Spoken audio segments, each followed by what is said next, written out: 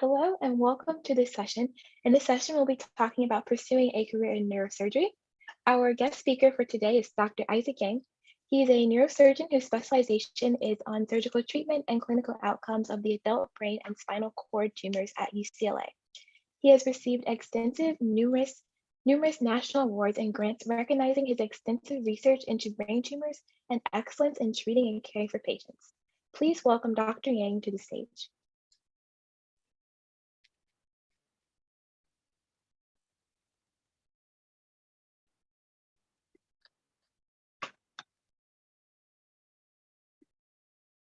Do I go now?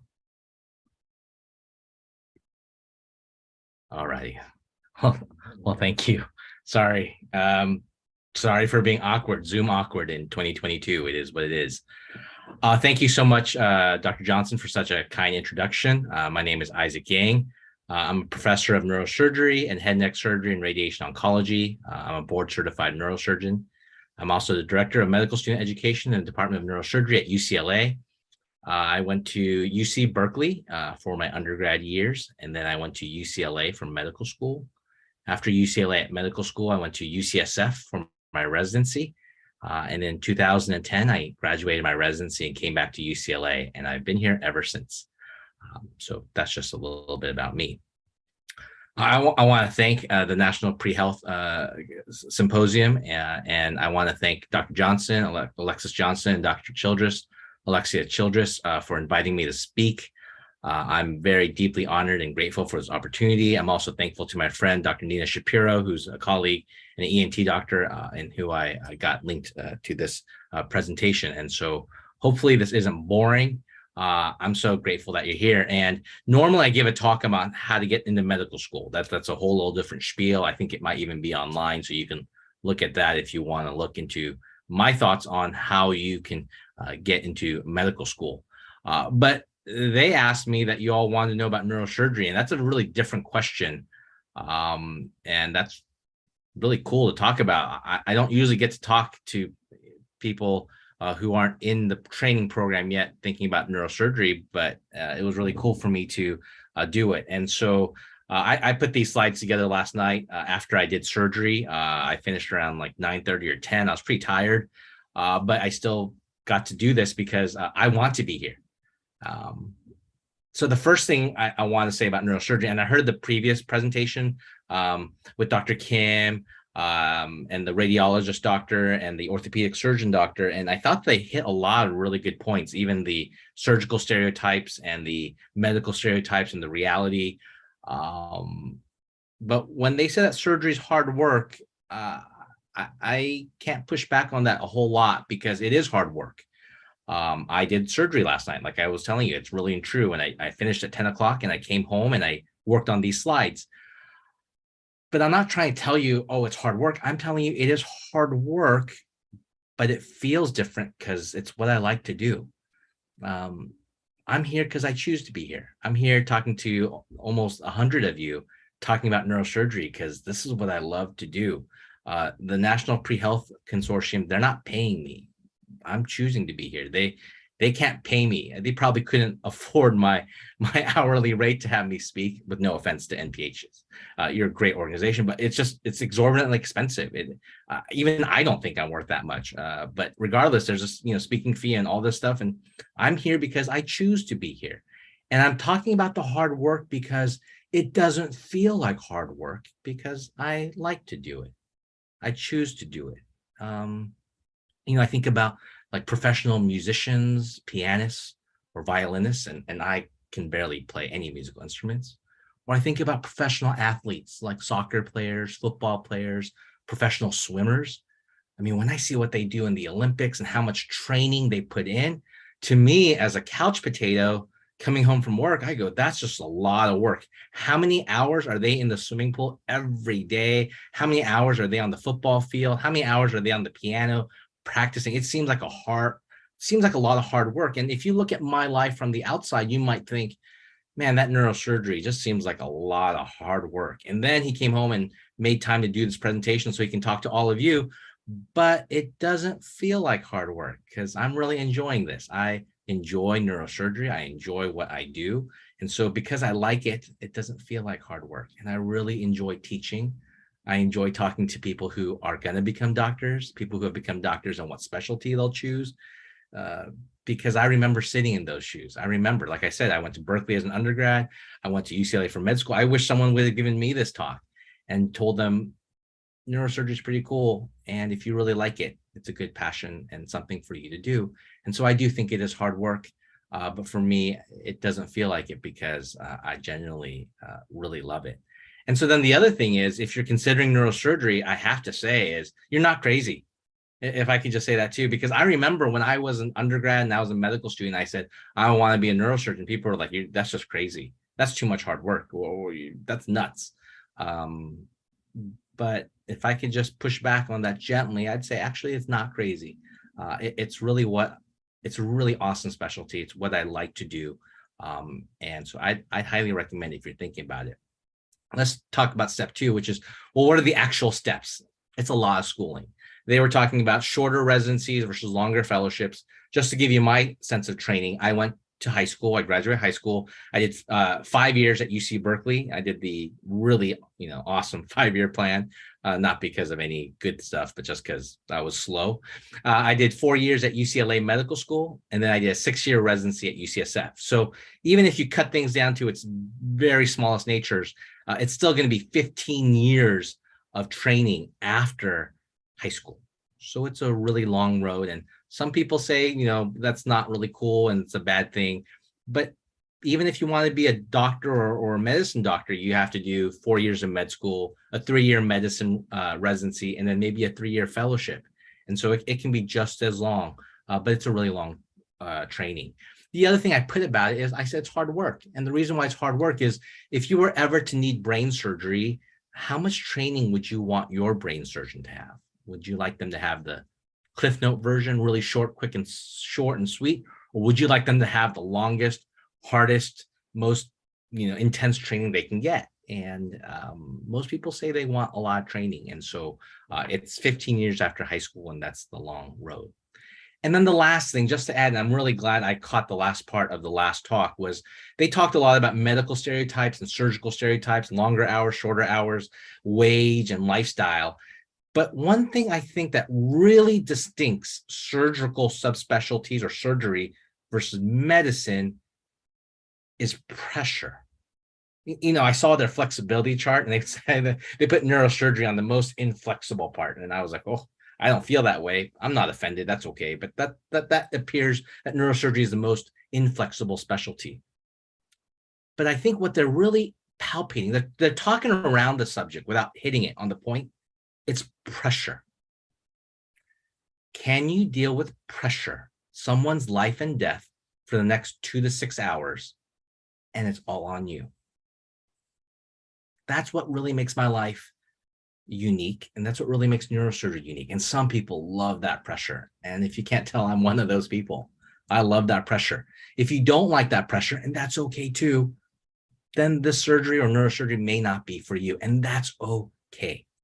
I really do think it's how you feel with pressure. When they're thinking about medical specialties, if you want to think about surgery versus non-surgery, think about how you do under focus, under challenge, and really under pressure when it's all on the line. The way I think about neurosurgery is if I were to put a 2x4 wooden 2x4 on the ground and said, just walk back and forth, like the Olympic high beam.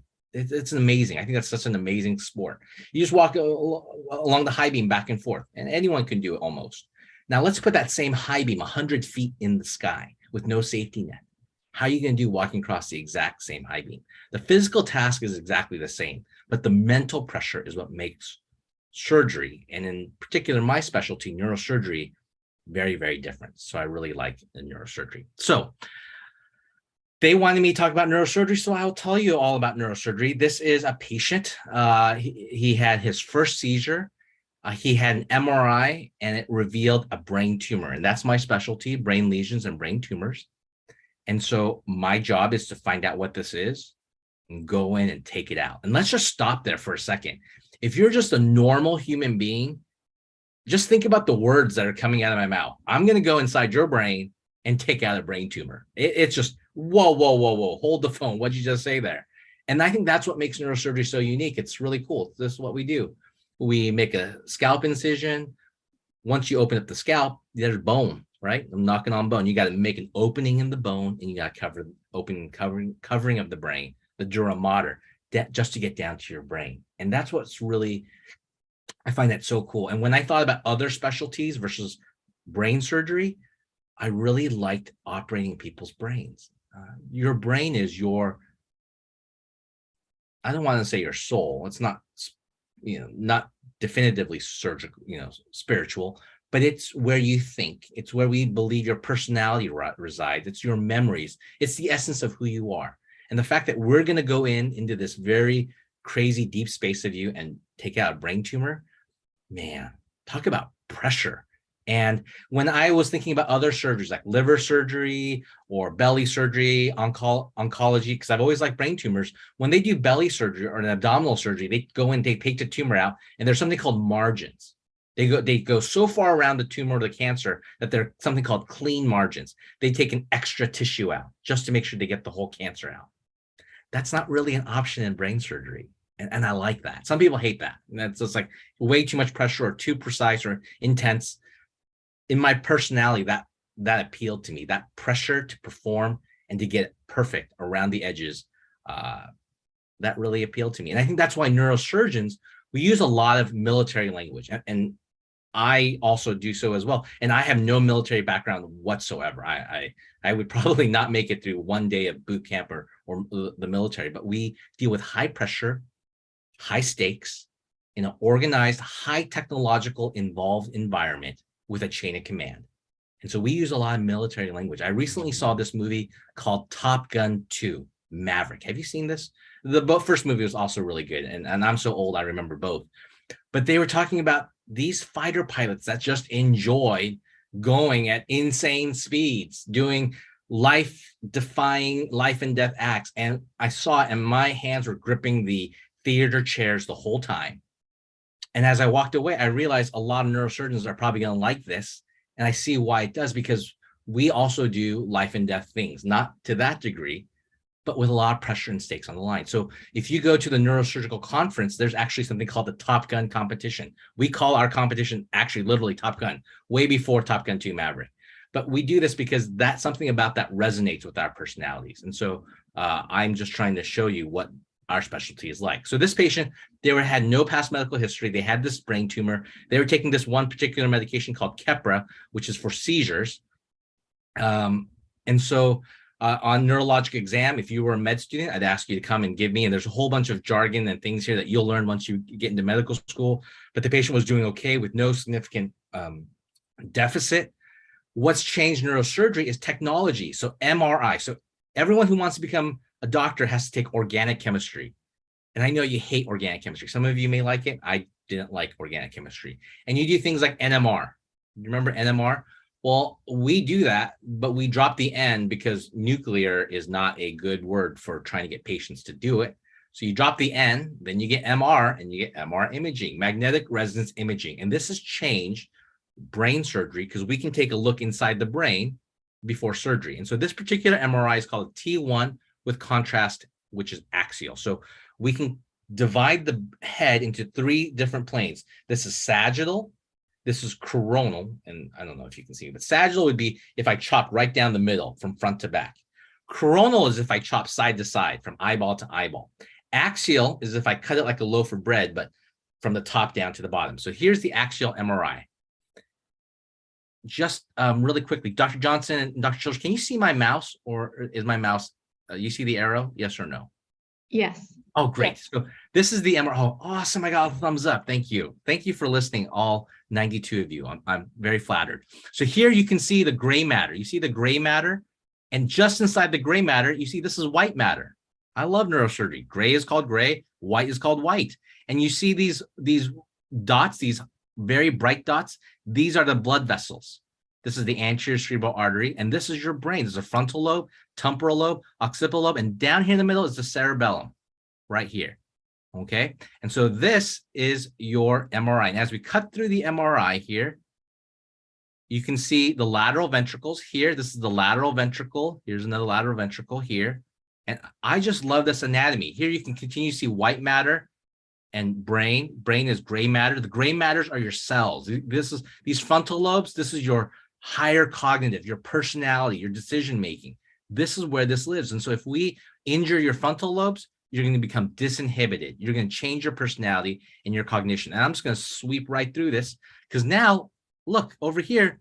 You see my mouse? There's something on this left side that's not on the right side. And some of you may be thinking, hey, left and right, you got it mixed up. I'm like, no. In radiology, just like in the talk before, you have to actually flip the screen. And so you have to pretend in your mind that you're standing on the patient's feet. And so if you're standing at the patient's feet and looking up, now you'll see that this is actually on the left side. So you see something here. You don't have to be a brain surgeon to see something. Look, there's asymmetry. The body is supposed to have symmetry. Look over here on the right side, nothing over here. Look on the left side, something is here. And then look, you remember we talked about these little dots being blood vessels. Well, look right here. There is a tumor right here on this left side, right here. And that's the reason for the patient's seizures. And it's right here. And then the other reason why this is so important is that if we look right here, this is the patient's ability to move. This is the motor strip, the motor homunculus. And this is the sensory strip. And this is how close this tumor is coming to the motor strip. And so that's that pressure. If you go here and you slip just 1 centimeter, half an inch, your hand slips and this patient will never walk again. You slip and this patient will never use their right hand again. You slip in this area and this patient may never understand language again. And some of you may be thinking, that's nuts. You should leave this alone. That's pressure. You enjoy yourself, Dr. Yang. And I would say, okay, cool. And I'm not saying I'm not crazy. I probably am crazy. I probably am very weird and unique and idiosyncratic, but that pressure appeals to me. You know, if I could fly a fighter pilot and be Tom Cruise, not the Scientology stuff, without offense to Scientology, but just the fighter pilot as it's portrayed in the movie, talking about the character, I would fly a fighter pilot or a F-18 if I could. But there's a few problems. Number 1, I'm afraid of heights. Number 2, flying scares me. And 3, I wear contacts. So I couldn't go into the military for those reasons. But the thought of that pressure appeals to me. And so, yeah, this is pressure. And this is this tumor here on the left side that has to go. And so we take it out. And so now here's the MRI. This is pre-op. So obviously, you know, we're going to do surgery. This is T1 with contrast signal. And so here now you're seeing we're chopping the skull from the side. And here, look, here's my mouse. You see, there's that same lesion. And here you see the dark. Some of you may be wondering, what's this dark stuff that's in the white matter? This is the cyst that's associated with the tumor. So this tumor is making a cyst that's going very, very deep down near the motor strip. This is the motor strip right here. So this is coming very, very close, within 1 centimeter of this patient not walking or moving again. And this is the flare, the fluid attenuated image. Like I said, here's the tumor again. This is the cyst that goes down. This seems like, and we do tumors that are deep down here. I don't think I'm going to get to my second case. My second case of tumor is way down here. And I wanted to show you like the hardest thing that we do. And, you know, I wanted you to see the F-14 going 9 Gs and doing inversion. That was my second case. I don't think we're going to have time to get to that, but we do tumors deep down here. But this is more the straightforward one. The tumor is way out here towards the surface. And so this is something that we can go after. And so we did a surgery to go after this. And so this is the T2 MRI. If you look here, T2, I point with my fingers if you can see it, T2 MRI. And this means that the fluid is white. So you see fluid is white. And so here we see the tumor. The tumor is not as white, but you see all this white. This really shows the cyst underneath the tumor. And this kind of imaging is so important because we want to know what we're going in to. We want to know what we're going into before we go in. It's like launching a rocket to the moon. You do not want to launch a rocket to the moon without knowing what the weather's like, how much feel you have. You want to know every variable that you can know about. And so here we are trying to know everything we can know before we go into the tumor and about the brain. And so this tumor has a cyst deep down. And so everyone's like waiting on holded breath, saying, well, get to the good part, show us the tumor. And I will just hang with me for 2 more minutes, deal with the pressure. So differential diagnosis, you're gonna start thinking like a doctor. We don't just go in and take things out. We think, what could this tumor be? Could this be a ganglioglioma, PXA? This is alphabet soup. All these things you're gonna learn in medical school, including down here is glioblastoma, glioma, brain cancer, or metastases, which is a cancer that's spread to the brain from somewhere else. There are treatment options. You can watch this. You don't have to take it out, but that's not a good option because this patient has had seizures and this patient's young. Radiation is a good option if you know what the tumor is. If you know it's a cancer and you know it's an option to deal with, then should you radiate it? Radiation is not a good option until you take the tumor out. So here we did a craniotomy to take the tumor out. We did positioning with the left shoulder up. We had the head neutral position. This brain lab that we use is neuronavigation. So what we do is we get a high resolution MRI, like 4K. I would say even it's like 8K, like the TVs you watch, and then we put it into a computer, and then the computer looks at the patient's head, which is fixed in space with infrared lights. And so then when I use a special wand, it's like a chopstick, it shows me where I'm pointing in the MRI. It's really cool.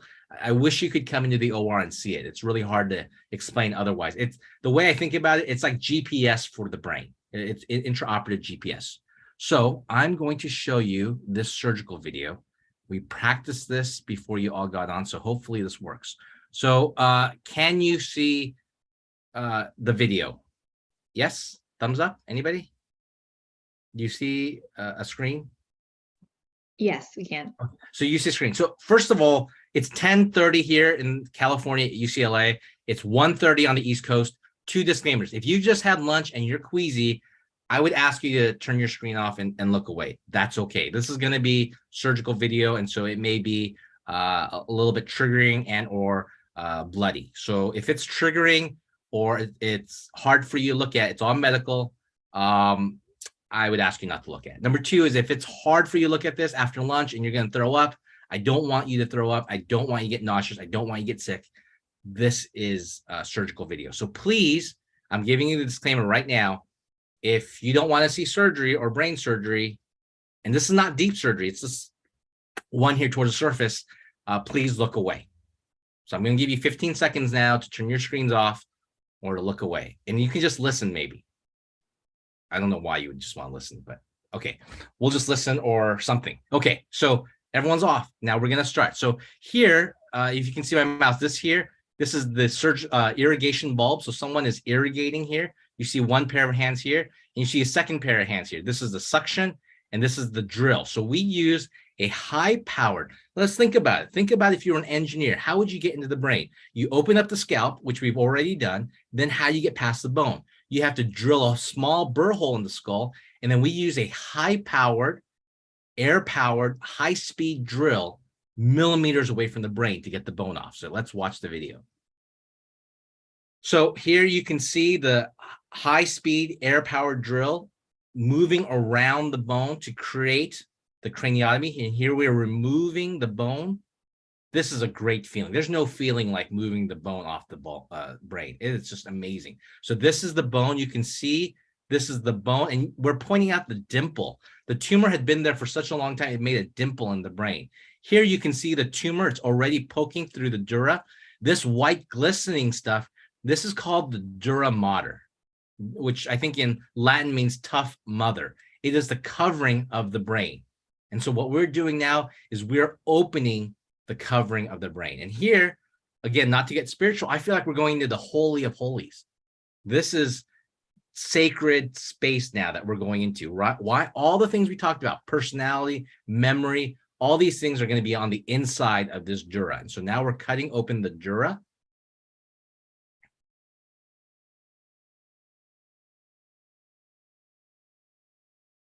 And yeah, so we remove the dura.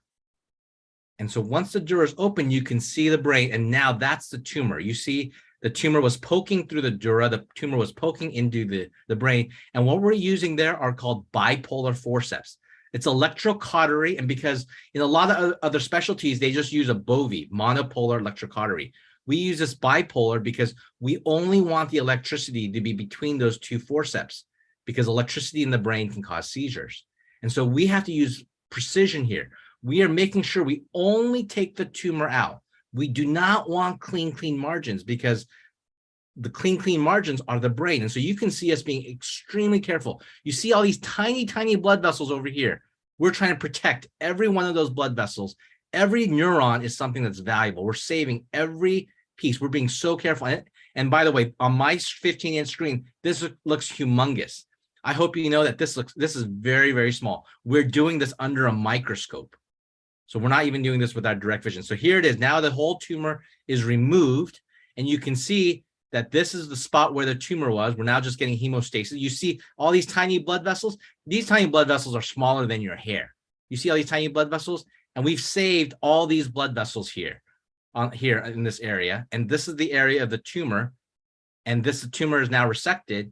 And that's the cyst that's underneath. And I'm a little bit embarrassed that the resident who made this for me is saying, thank you, Dr. Yang. Sorry about that, guys. But yeah, so that's the video, and that's a tumor that we removed, and that's that patient. Let's see if I can continue my talk. Okay, so that's the surgical video. That's the tumor, and that's a tumor that we took out. And so, yeah, I think neurosurgery is really awesome. I really like what I do.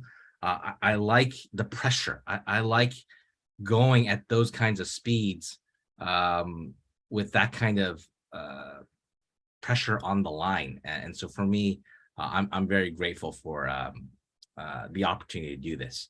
Let me just go to my thank you slides, because I don't do this alone. So you have to know success is a team sport. The other thing about that Top Gun movie that resonated was there's one fighter pilot, but man, there's so many people that are supporting the fighter pilot. People who are making sure the plane works okay, that the fuel works okay, that the boat is okay, the captain, the admiral, there's so many people. And so success is a team sport. And I hope you know, and by the way, if you are offended because I know nothing about fighter planes or military, I apologize. It's just someone who liked the movie. So success is a team sport. I have a lab. I'm so grateful to everyone in the lab that helps me. It's also a team in terms of neurosurgeons and the brain tumor doctors, all at UCLA, that help us do our jobs. This can't be done by one person. And for me, I've gotten a lot of awards and grants, and these awards and grants help me and allow me to do my research and allow me to come to talks like this and talk to everyone. And so thank you so much for coming, and thank you so much for paying attention. I hope that wasn't too boring of a talk. Thank you. So I guess I will go to the Q&A, and it says, as a neurosurgeon, do you have any fellow neurosurgeons with an MD, PhD? And if so, how does this career differ from yours? Absolutely. So I did my training at UCSF, and UCSF is really well known to have a lot of MD, PhDs. So it's a 6-year residency. When it's 7 years now, but when I was there, it was 6 years.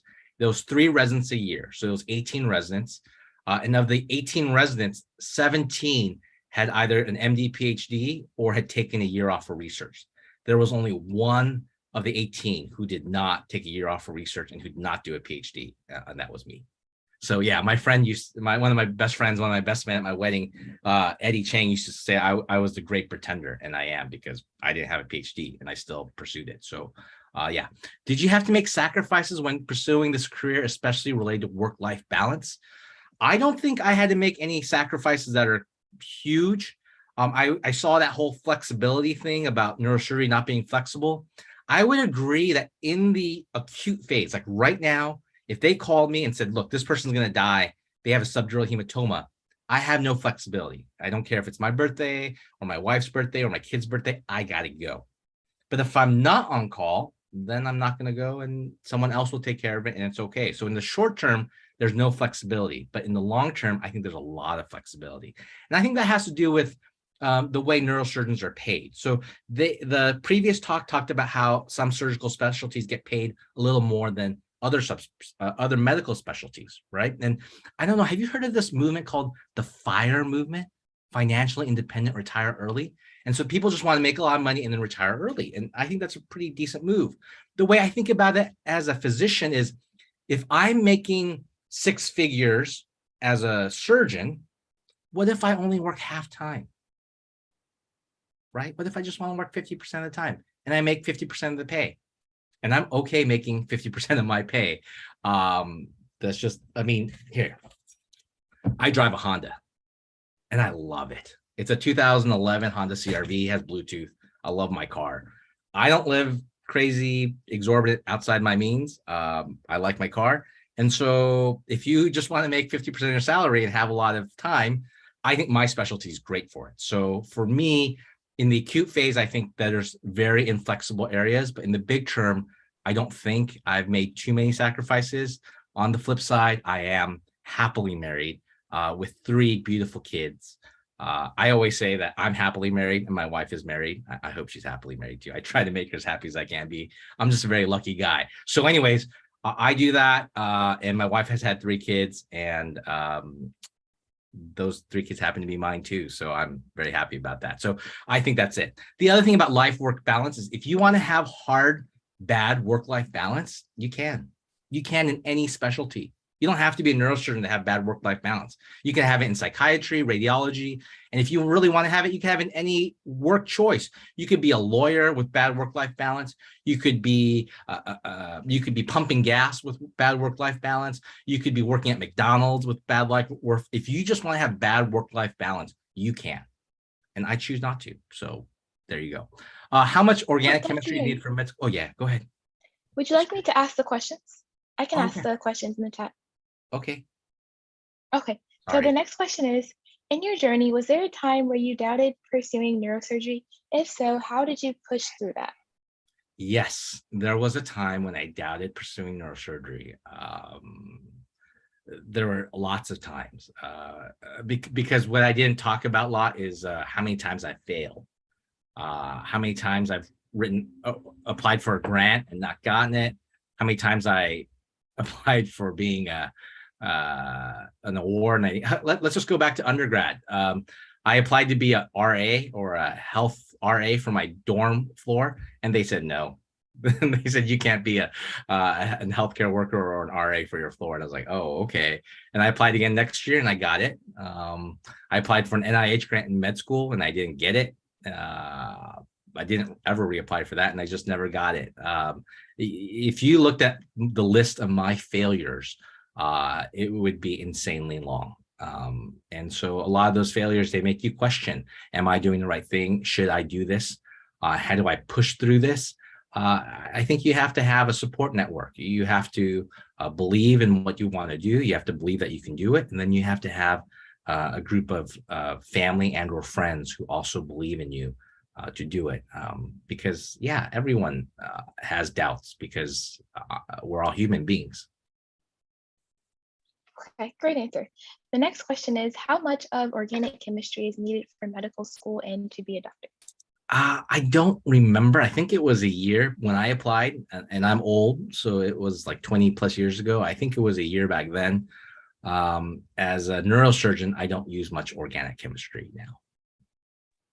I think the next question is in relation to the video you showed. Yeah. It says, what about the bottom portions? Is it also a tumor? So it's a great question, Dr. Gergis. Oh, thank you for asking. The bottom portions was a cyst. So it's like a water balloon and it's not a tumor. So once you release the tumor, that water cyst came out and then the guy stopped having seizures and went back to his normal life and everything went really well. How do the recent developments in AI and robotics influence the neurosurgery field? Is it possible that in the future, the role of a neurosurgeon will shift more to operating robotics and machinery rather than physically resecting tumors themselves? Yes, look at this. We are using this in neurosurgery research right now so that we can, well, you can't see what I see in my Oculus, but yes, we have an Oculus that we're trying to put neuroanatomy, what we just saw and I just gave to you through PowerPoint and Zoom. This is so cool. 100 of us meeting. This would never have been possible when I was a kid or 20 years ago. We're all meeting in real time. What if one day we all put our Oculus, and I have no stock or funding in Oculus. This is the one we have for our lab. But my lab is looking at neuroanatomy and how to develop programs so that you and I and all 100 of us could be looking at that same MRI in 3 dimensions in real time. So that's the way virtual reality and then augmented reality will hit it. And the next thing is, with all this data point, all those images you saw, and you saw how many times I was sliding through, they become data points. What's really good at processing a large amount of data? Human beings? No. We have recency effect. We only remember the 6 or 7 last ones that we saw. Computers are getting really good. And so they're pushing. And so radiologists, pathologists, those fields are being changed tremendously. And neurosurgery as well. It changes how we do surgery, what kind of tumors we do surgery on, how much of the tumor should we remove. If it's a benign tumor, do you have to remove all of it? What's safe to remove and what's not safe to remove? And then lastly, it's guiding our surgery. So in the future, more of our, like I already told you, some of our surgeries computer aided already with the infrared and the computers. It's going to be aided even more by big data, AI, and implementations into our surgery. And so I love the technology aspect. I don't know if you can tell, I'm a big tech geek. I love technology. I love that about my specialty. And so there's a lot of high tech, big data, AI in our specialty. Can we find more videos like the surgery you showed on YouTube? Yes. So there's other YouTube videos. That I don't have a YouTube channel. I don't know how to YouTube. I'm like the guy on Cobra Kai. Just send it to the internet. I don't know. I don't know how to YouTube. I'm not young and cool. I'm too young to retire, and I'm too old for TikTok. So I don't know how to send the videos there. But UCLA Health and NPHC, the National Pre-Health Consortium, is going to post this online. And then we put out webinars. And on that webinar, I had another surgery on a meningioma, and you can see some of the video for that. A lot of the video has to be edited for 2 reasons. Number 1, for patient privacy, obviously. And number 2, just for grotesqueness. Like I look at this and I'm like, whatever, I could eat lunch during this video and it doesn't bother me. But I have to stop and remember that for most normal human beings, nobody wants to see blood. And so a lot of it has to be edited, but you can definitely find videos of things like this on the YouTube. And I think I'm on the YouTube, but I'm not trying to be. When did you realize you worked well under pressure, and that the neurosurgery environment was the right pressure for you? Also, from the surgery video, how did you view all of that under a microscope? So the first question is, how do I develop pressure instincts? I think I was just born with that. And so you develop that pretty early. So for me, I think back about the piano. So we talked about musical instruments, and I look at these pianists, and my younger brother was a piano major or music major. He told me he practiced 5-6 hours a day. That just blows my mind. That seems like such hard work. But when I think back to my adolescent years and my young elementary years when I played piano, I remember going to recitals and performances and being able to perform, quote unquote, perform under pressure. And those are the initial things that develop. As that developed more and more through high school, through college, I don't play piano now, but on those moments when the pressure started to mount, I found that I really liked that. And so then we went to medical school. I found that when the pressure was on for a procedure, whether it was starting an A line, putting a central line in, these are the deeper IVs. I found that I enjoyed that. I like working with my hands. I like the precision. And then once I got into the brain surgery in the brain field, I found out that I really like the high pressure stakes of neurosurgery, because there are downsides. Like we talked about, you go 1 centimeter and you can devastate the patient. But if you don't, then you can save the patient and you take the tumor out and the patient never has seizures and you've literally cured them of a disease. Or in other situations, patients are literally dying in your hands, right in front of you. And you say, no, you stop it and you save that patient's life. And it's high pressure, high stakes. And that's really the differentiation between surgery and non-surgery, and maybe between neurosurgery and the other surgical subspecialties. Because I think the previous speaker was an orthopedic surgeon, Dr. Lazilinsky. It's an arm or it's a hand. And with no offense to the arm or hand, but if you don't do it right, then you get an amputation and you have to live without an arm or elbow. And that sounds horrible. But in the brain, if you you just can't live without a brain. And so the stakes are a little bit higher in brain surgery, at least in my opinion. Were you always interested in neurosurgery and related fields, or was it something that developed over time? It developed over time. I initially thought I wanted to be a pediatrician because I like to play and I'm a kid at heart, and I'm kind of goofy. So I thought I wanted to be a pediatrician. But when I saw sick kids, it made me so sad. And I don't have the emotional fortitude to deal with sick kids. So I needed my patients to be intubated, asleep, and not kids. So I actually don't do pediatric neurosurgery. I don't operate on kids. I operate on adults. And then I found that I really like the brain, and I really like brain surgery. And I remember seeing my first brain surgery and seeing the brain move, thinking it was so elegant, and feeling the sacred nature of the patient surgeon bond in neurosurgery, that they were allowing me to go into their most sacred space, which is their brain, and to go into the holy of holies inside the dura. It took my breath away. And so I found that was my passion. And surgeons have a talk about what it feels like. You go into the flow where time feels arbitrary. I don't feel the 6 to 8 hours zooming by. I don't feel the time. I don't feel the hard work, because it feels purposeful. I don't want to use the word fun, but yeah, it's a little bit fun too. Do you have any advice or insight on work-life balance as it applies to raising a family? I'm such a bad person to answer this question because I don't have it all figured out. I don't think I have work-life balance, so I don't know if I can answer it. All I know is I try not to worry about it too much. My life is never in balance. I'm always somewhere between picking up kids, trying to do a piano lesson, and then getting to work, trying to do research, trying to teach, trying to do surgery. It's all a blend. My mentor used to say, Isaac, it's simple. 80% patient care, 80% research, 80% family time. Just do that. And I said, great. And that's what I try to do, which is 80, 80, 80 of all those things. I don't think my life is all that balanced, but it's the life I love and it's the life I enjoy. But then when I look at my daughter's life, their life is not all that balanced either. I mean, they're going to school, then they have dance, then they have ballet, swim, basketball, math tutoring. We try to keep them busy as can be. And so when I look at that, that's not particularly balanced too, but I think they're happy. I know I'm happy to be their dad. So I think my only advice on that, and I don't have it figured out, is just to be intentional.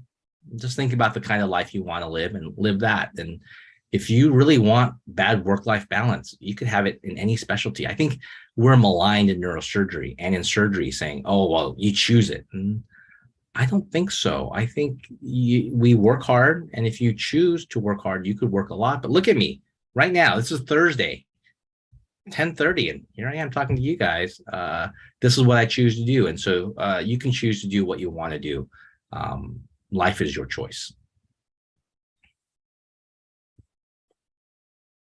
Do you think it would be of benefit to have a psychology background as well as general pre-med requirements during undergraduate years to apply down the line to neurosurgery residency? Anything to look out to become a better match for the specialty? Thanks again.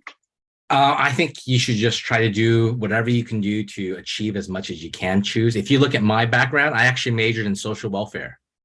Yay, social welfare. So I read a lot of Dirks, Markheim, Weber. I majored in sociology and social welfare at UC Berkeley. And I did a summer of social work in Contra Costa County. And so I think majors outside of medicine and pre-health are good, and it broadens your horizons to make you a better doctor. If you could also give your younger self any advice, what would it be? Number one, you can do it. I think I had imposter syndrome. I think I still have imposter syndrome. I'm still afraid someone like Dr. Johnson here is going to be like, actually, we got to cut this short because Dr. Yang sucks. And he doesn't know what he's talking about. And it's true. I don't know what I'm talking about. And I'm just telling you what I feel. And so I feel like I have imposter syndrome then. I have imposter syndrome now. And I just feel like someone's going to be like, actually, we made a mistake. You shouldn't graduate from med school, and we made a mistake. Yeah. So I feel that way. So I would say, actually, don't feel like an imposter, and you can do this. Do your best. I think the second piece of advice, if I could give myself, it would be don't compare yourself to others. Don't compare yourself to others. Comparison is a thief of joy, and everyone else is going to be better than you. And so don't compare yourself to others. And I think that's harder now. Like back when I grew up, I was thinking, oh my God, all my friends are so smart and they're so amazing and they're such good people. And I'm just trying to hang with them and I'm the imposter. I would say don't compare yourself to others. And I think it's harder now in 2022 because you have Instagram and TikTok and Facebook. And it's just like, oh my God, everyone's life is perfect. Everyone else has good, perfect work-life balance, and I don't. And so I think that's where that advice comes from, which is I accept that I don't have perfect work-life balance. I accept I don't have the perfect life, and I may never have the perfect life, and that's okay. So don't compare yourself to others because everyone else has their own journey in life to live as well. So that's my 2 cents. Alicia says, you are amazing, Dr. Yang. I really want to attend medical school in UCLA. Any tips? Oh, you should. UCLA is the best med school. UCLA is easily the best med school in Los Angeles, at least in my opinion. USC is good too. But I love LA. I love living in Los Angeles. Great weather. You have the beach, you have the mountains, great food, great diversity, different kinds and types of people, different everything. And I love that about Los Angeles and where I live. And so I love LA. And so, yeah, if you can go to UCLA, I would definitely go to UCLA because I love being here in LA. Why did you choose neurosurgery instead of neurology? What is the core of neurology and how is it different from neurosurgery? Yes, that's a good question. Neurology and neurosurgery are very similar.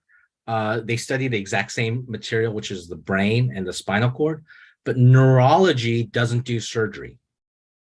So the pressure is a lot lower. And neurosurgery does do surgery, so the pressure is a lot higher. And I'm one of those crazy people that like flying in a fighter pilot, going crazy fast speeds with life and death on the line. Yeah, so yeah, I like that pressure, and so I chose neurosurgery. How does working part-time work in neurosurgery? Yeah, so there's different jobs that you can get. There's some jobs that are called locums, where all you have to do is work at different places that have on-call, and you can work part-time. So if you look at what the standard neurosurgeon makes, you can see that online. You can see that on all these different websites. You could say, well, if I only work part-time, I'm only going to make half of what they make.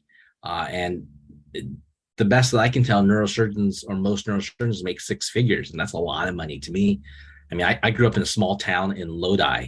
I'm a small town person who drives a Honda. And so for me, if I could just make half of 6 figures, I'm like, great, that's awesome. And to know I have that option to work where I can work 20 hours a week and still sustain myself and, you know, my family, that seems like a good option and a good work-life balance. And I know people, I don't do that personally because I work at UCLA and I do a faculty job, but I know people who do that, and that's their choice, and they travel a lot. And I look at that, but remember, no comparison. But I do look at that and go, that's a pretty cool option to have. And maybe one day I'll take that choice too. But right now, I love what I do. I love teaching. I love surgery. I love UCLA. I love working and helping the lives I do now. So for at least at this point, without comparison, I'm going to keep doing what I do.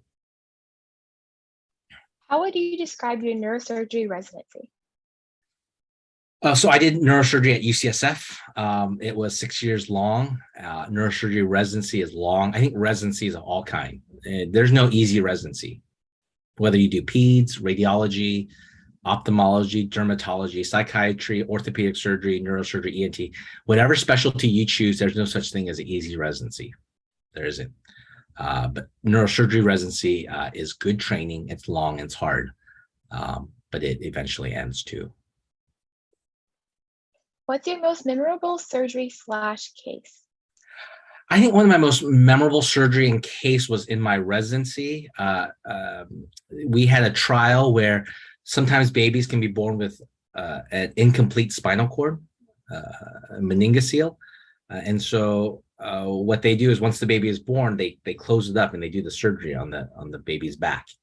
And so that's the surgery we do. But in my residency at UCSF, what they did was they found they had a clinical trial where they had pregnant women. They would partially deliver the baby, just the baby's back. Then the neurosurgeons would do the surgery. We would do the surgery, and then we'd fix the baby's back, and then we put the baby back in the belly, close back up, and then the mom would be in the hospital for a few more weeks, and then the baby would be delivered later. And I think that's just a remarkable story, and to be able to participate in one of those blew my mind back then, which was like 20 years ago. Still blows my mind now. How did you handle long work hours during residency? You get used to it. Again, number one, if you're doing what you like to do, it doesn't feel so hard, and it doesn't feel as long. You slowly pace your way up to it, and you're doing something you enjoy to do. So just think about what you like to do. Whatever it is that you like to do, you probably could do it for hours and hours and hours. Things that come to mind is like Netflix. You could just watch Netflix. I mean, once you start binging, like it's just, you could kill 3 or 4 hours like that, and you don't realize it's going on. And so those long hours, they just spin right past you, or trying to find the bottom. I think people call it doom scrolling, where you're just scrolling forever.